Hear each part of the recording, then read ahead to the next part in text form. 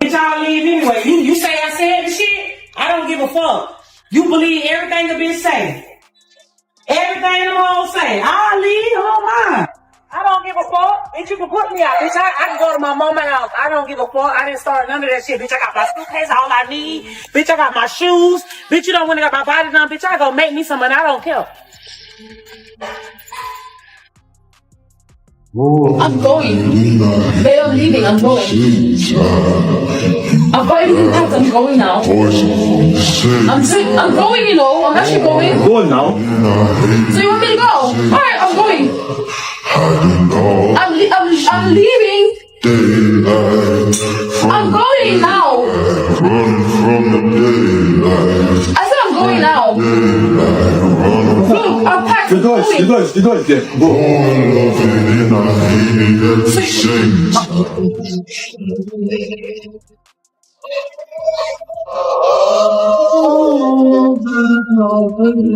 So you have to let me go. No, I'm talking. Go now. Go. Wait, I don't understand. You're not going to come to me anything.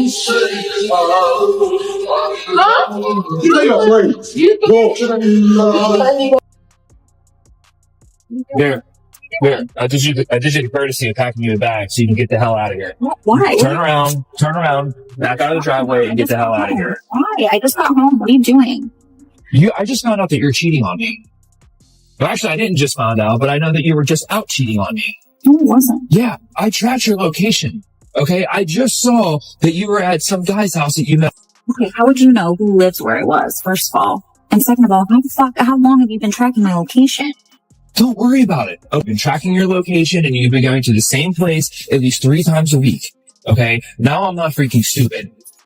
So here, you're lucky that I did you the courtesy of packing your bag so you can go. You want to know where to go tonight? I don't care. Go back to their house. Ask to stay with them. No, go I get a can't do hotel. that. I can't stay the night over there. Why? Because why? Why? Once you have undeniable proof, there is no point wasting your energy begging for explanations or arguing about what has already happened. Sometimes the hardest thing to do is accept the truth, even when it hurts, and move forward. Don't let guilt, tears, emotional promises, or pressure force you to ignore what you already know. People can say anything when they're afraid of losing you, but actions usually reveal the truth much more clearly. And once trust has been seriously broken, rebuilding it can be far more difficult than making another promise.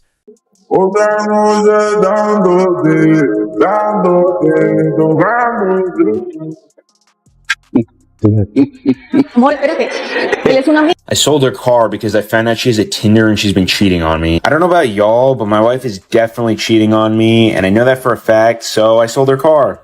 She gets home later this week from a business trip. I dropped her off at the airport last week, and when she comes home, I'm going to film a reaction when she asks, "Oh, where's my car?" And No shouting, no dramatic reaction, no unnecessary argument. He simply stayed calm, handled the situation, and refused to let his emotions take control. Sometimes the strongest response isn't making the most noise. It's remaining composed when everyone else expects you to lose control.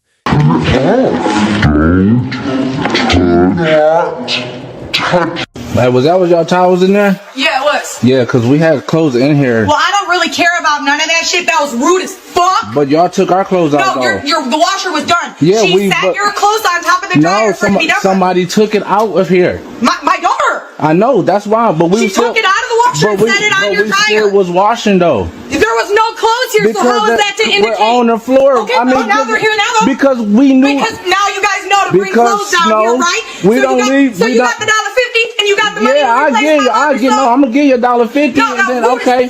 I didn't take it out first of all. No, who did then? First of all, who did? The person that stays here. I don't stay here. Okay, well then her and I can have a discussion. Okay, will she be here? Okay. And will she be here? Then you can talk to her. But you're not. And now my children don't have a wall. Okay, I will give you the. Okay, but that's the same thing we was doing. Oh, the same thing. There's 12 people in this building and y'all are washing 3 times. But you're not supposed. You're not supposed to leave your clothes in here. First of all, you're not supposed to. So that's why when you wash clothes, you come in here when your clothes is done, which we was doing. No clothes right here. I asked my daughter. I said, "Was there any clothes?" Shut up for a second. No, listen to me. The thing wasn't even done. Not even 2 seconds. Soon as our alarm came off, we was coming out here. The clothes was on here when y'all left. So my daughter a liar now?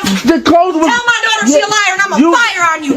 Man, I wish you would hear me. I wish Call you my would. daughter a liar. First of all, the thing goes like so this. my daughter took this stuff out of here soaking wet. She took Where's the wet floor then? It just went off. Soon as it went off, we came down so here. it was done. There's 12 people in the building that need to do She laundry, seen me come back here. She just walked upstairs. When I came in here, she was walking up the stairs. Right. Soon as I came in here. So you came in here and took the towel. I didn't touch the fucking clothes in here. My girl who stays here came in here because she's washing clothes. So I don't stay here. She will be here in a minute. Don't talk to me. I came out here just to see the clothes in here.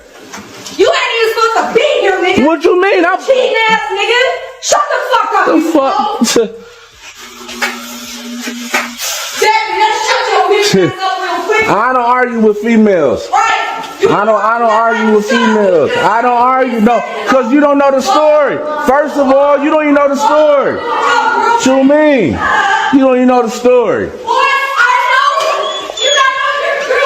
What started as a completely ordinary day inside a shared apartment building suddenly turned into a confrontation that nobody expected. It all began with something surprisingly simple, a disagreement over a washing machine. But within minutes, that small misunderstanding grew into a loud argument filled with accusations, interruptions, and rising emotions. By the time everyone realized how far the situation had escalated, the original problem had almost been forgotten. The tension became obvious when one person suddenly told the other not to touch them. That one statement immediately changed the atmosphere. Instead of calming things down, another accusation followed. One person claimed someone had tried to grab their phone. The other insisted that their arm had been grabbed first. Almost instantly, the argument stopped being about what had been said and became a dispute over who had crossed a physical boundary. Each person confidently gave their own version of what happened. One side claimed they were simply protecting their personal belongings after someone reached toward them. The other side insisted they had done nothing wrong and were actually being treated unfairly. Every explanation was followed by another denial. Every denial was followed by another accusation. And as the voices became louder, more people started gathering around to see what was happening. But instead of helping calm the situation, the growing crowd only added more pressure. Everyone wanted to explain their side before the other person had a chance to speak. People constantly interrupted each other, making it nearly impossible for anyone to finish a complete sentence. Eventually, the real reason behind the confrontation finally became clear. The entire argument had started in the building's shared laundry room. According to one family, they had placed a load of laundry into the washing machine and then returned to their apartment while waiting for it to finish. They said they had even set an alarm so they could return as soon as the washing cycle was complete. From their perspective, they had done everything responsibly. But when they came back to the laundry room, they were shocked by what they found. Their clothes had already been removed from the washing machine and placed on top of a nearby dryer. And according to them, the clothes were still soaking wet. That immediately made them believe someone had taken the laundry out before the washing cycle had actually finished. They were upset because, in their view, someone had touched and moved their belongings without permission. But the other side saw the entire situation very differently. They claimed the washing machine appeared to have already finished its cycle, and because several other residents were waiting to use the shared machine, they believed the clothes shouldn't remain inside any longer than necessary. From their point of view, moving the laundry wasn't an act of disrespect.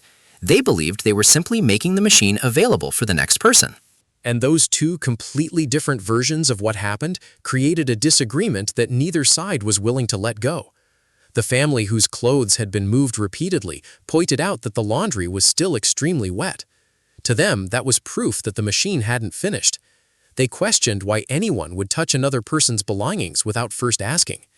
But the other family refused to accept that explanation. They insisted the washing cycle had already ended and claimed that one of their family members had simply moved the clothes so another load could begin. They believed they had acted reasonably and couldn't understand why the situation had become such a major confrontation. Before long, the argument was no longer really about laundry at all. It had become a question of honesty. One person asked if they were seriously being called a liar. Another immediately defended their family member and insisted they would never invent a story. Every accusation led to another accusation. Every explanation was challenged before it could even be completed. At that point, neither side trusted the other anymore. Eventually, someone demanded to know exactly who had moved the clothes. Another person explained that they weren't responsible and said the person directly involved would be returning shortly. They suggested everyone simply wait until that individual arrived before continuing the discussion. But by then, patience had completely disappeared. Nobody wanted to wait. Everyone continued arguing. The conversation became repetitive, with both sides repeating the same points again and again, as if saying something louder would somehow make it more convincing. It no longer seemed like anyone was trying to understand the other person's perspective. The goal had changed. Now everyone simply wanted to win the argument. At one point, one man tried to separate himself from the entire conflict. He repeatedly explained that he wasn't even a resident of the building. He said he hadn't touched anyone's clothes, hadn't removed anything from the washing machine, and had only entered the area after hearing the argument. According to him, people were directing their frustration toward the wrong person. But even after explaining that, the criticism continued. Some people questioned why he was speaking if he wasn't directly involved. Others accused him of defending behavior he knew nothing about. Every attempt to explain himself seemed to create another disagreement. Eventually, he realized the conversation wasn't going anywhere, so he decided to stop engaging. He explained that once people stop listening and become focused only on proving that they're right, a meaningful conversation becomes almost impossible. At that point, continuing to argue serves no real purpose, because nobody is trying to understand anyone else. And looking at the situation from the outside, it's honestly remarkable how quickly such a small misunderstanding became such a massive confrontation. What began as a disagreement over a shared washing machine eventually turned into accusations of disrespect, arguments over physical contact, questions about honesty, and personal insults. Situations like this happen more often than people might think. When people share common spaces, misunderstandings are almost unavoidable. But the difference between solving a problem and creating an even bigger conflict often comes down to communication. A calm conversation, lasting only a few minutes, could have answered the most important questions. Had the washing cycle actually finished? Who moved the clothes? And why were they moved? But instead of stopping to verify the facts, emotions took control. Once people become emotionally invested in proving they're right, listening becomes much harder. Every sentence starts sounding like another attack, and every response becomes another defense. By the end of the confrontation, nobody appeared satisfied. The original problem still hadn't truly been resolved. The relationship between the neighbors had become even more tense, and what should have been an ordinary moment inside a shared laundry room had turned into an unforgettable public argument. Sometimes the biggest lesson from situations like this isn't even about deciding who was right or wrong. It's realizing just how quickly an everyday disagreement can spiral completely out of control when pride replaces patience and